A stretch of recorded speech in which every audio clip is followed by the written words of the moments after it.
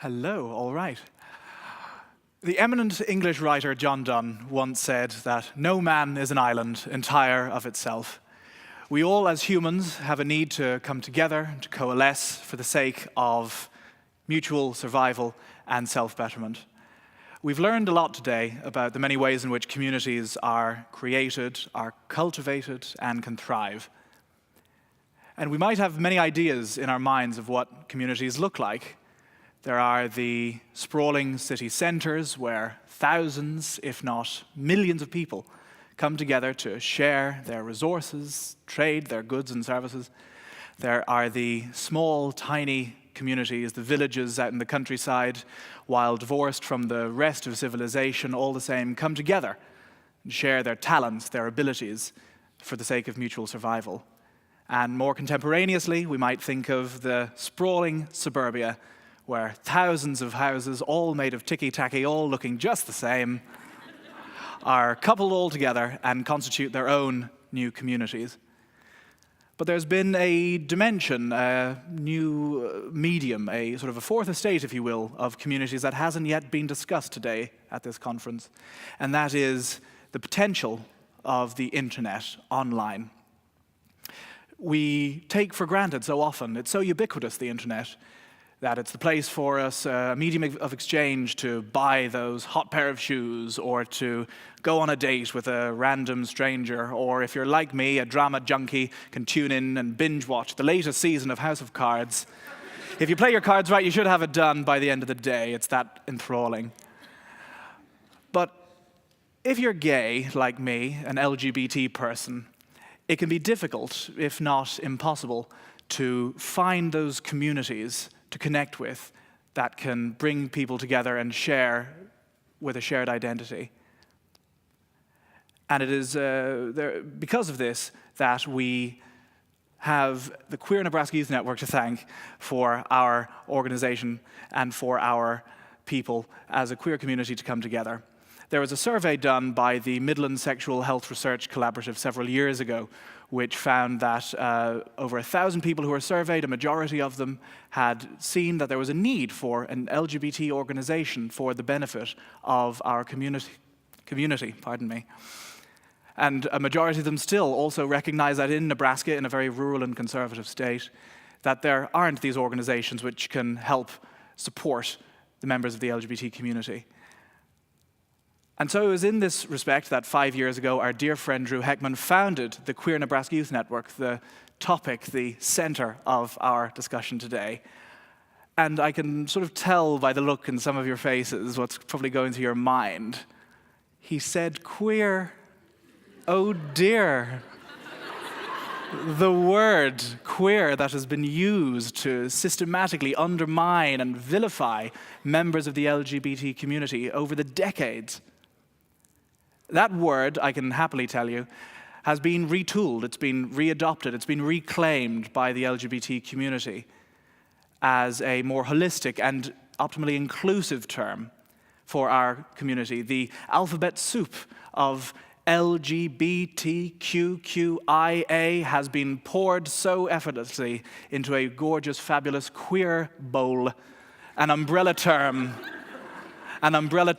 by which we can all coalesce and congregate. And you're probably wondering, what is the Queer Nebraska Youth Network, the QNYN? What do we do? We are a peer-led LGBT youth organization that serves the queer youth of Nebraska age 14 to 24. We are, I can happily tell you, the only peer-led LGBT youth organization of its kind in the country.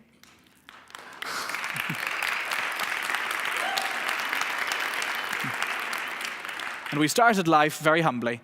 Our first event, I can recall old photos of our first social event back in June 2010. It was a pool party. 12 young gay and lesbian kids came together for a day of summertime fun. It was brilliant. It was an ideal gay day. But what is that we do? We provide those connections, those links through various tenets of the organization. We provide a confidential online discussion forum mediated through Facebook, through which our members can confidentially take part in discussion, learning from one another. without any of their Facebook friends even knowing. The importance of confidentiality and secrecy in our group ensures that those safe and open spaces are cultivated. We also have regular social events throughout the state, mostly in Omaha and Lincoln. And starting humbly from that lovely queer pool party 5 years ago, we've expanded to regular events in many categories, in many areas of the community. And we also provide those meaningful links and connections to community resources and opportunities that our queer youth so often need. And you're probably wondering, why do queer youth need to be part of an organization? We're all so plugged in as young people to social media, to our devices, to the internet, finding our own niches, either individually or as a small group. The importance of our community is that we can help bring together the young people who are so often, like John Donne said, the islands. I was an island myself. I was isolated. I was solitudinous. I was unable to reach out and find a community of people just like me. And bringing together all these young, motivated islands, we are able to create a cohesive landmass for the benefit of our thrivance, our survival. And it's important, I think, to understand that what is the result? What have we done so far? If you look at a survey that we commissioned 2 years ago, we found that of over 200 respondents, over a quarter of our membership, half of our members were suffering clinical depression when they joined the group. 25% were suffering serious depression. 60% of our members had contemplated suicide at least once. And 26% had attempted suicide at least once before joining. These statistics are not just for the sake of analysis, they are real, clear clues as to what goes on in the queer youth community here in Nebraska. And I'm reminded of a testimonial of a young man, one of our members he's 21 now, but he's been a part of the QNYN since high school. He comes from the rural western end of Nebraska, from a very small town. His coming out story, like so many others, are unique, but also filled with their own trials and tribulations. He was not accepted by his stepfather for who he was. His stepfather had subjected him to regular verbal and sometimes physical abuse. And this young man wasn't able to get the protection that he needed because, unfortunately, his father's best friend was the town's police chief. He was, like John Donne said, an island. He was alone. He was unable to reach out. But luckily, he found us at the QNYN and has taken part in events and in discussion groups. And he is just one of many in our organization who now, if you look at the same survey, had reduced depression rates of 10% after taking part in our group. Our members made at least one new friend within 6 months of joining, and at least 5 new friends within 2 years. And these are not just any casual friendships. These are links. These are connections, lifelong, life-saving connections. The interactions that our queer youth experience, being, in many cases, the only queer youth they know in their town, coming together is impactful. And to return to this young man from the west of Nebraska, he had said that joining the QNYN was one of the greatest helps in his life.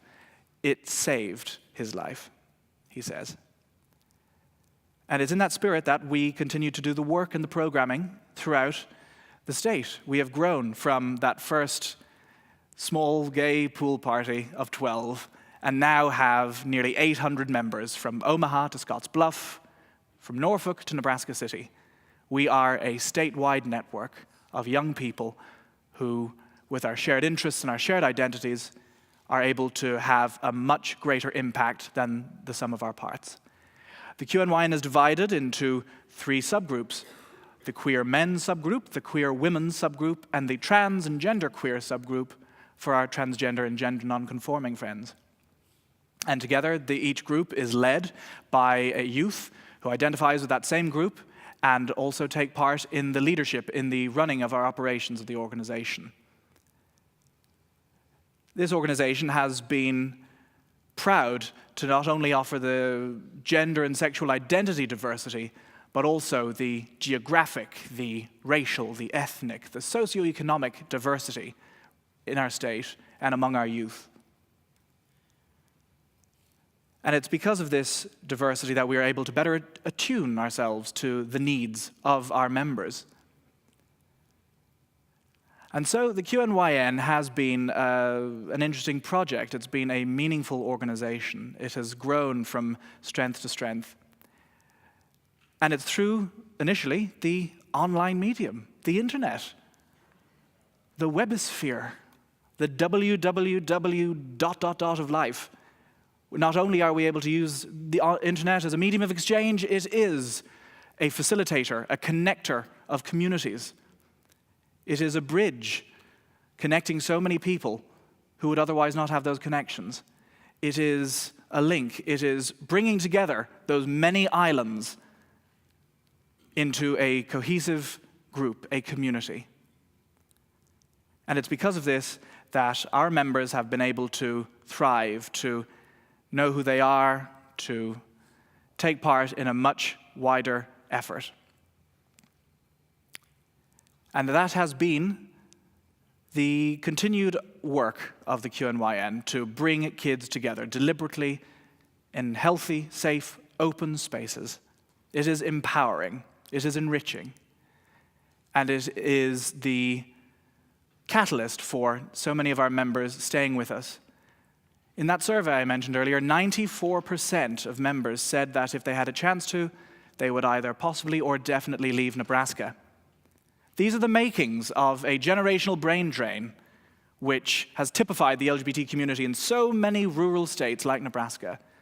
We want our queer youth to stay in Nebraska and make it, Nebraska, the most diverse and welcoming state that it should be.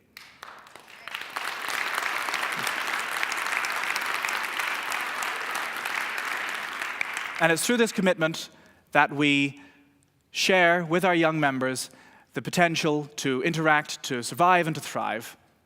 That is the spirit of the QNYN, and that is hopefully what many more of you can do to create those communities online with a click of your fingers and create all sorts of possibilities and potential for so many people. Ladies and gentlemen, thank you very much indeed.